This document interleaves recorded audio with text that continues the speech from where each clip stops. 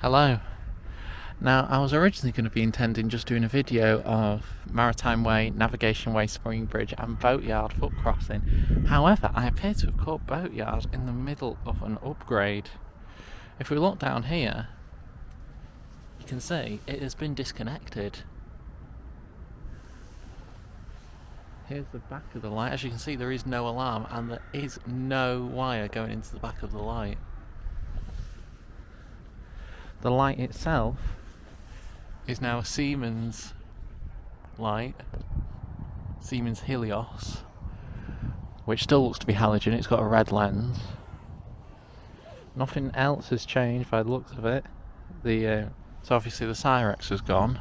The old Plessey light, I think it was a Plessey here before, that's gone. Everything else is still the same. And on this side we have the exact same thing, as you can see. It has been disconnected. And here's another Siemens Helios halogen with, once again, the Y05 on the other side is not there. I'll come back to this crossing and do an update video at some point in the future. Thank you very much for watching, and I'll see you in the next video. Goodbye.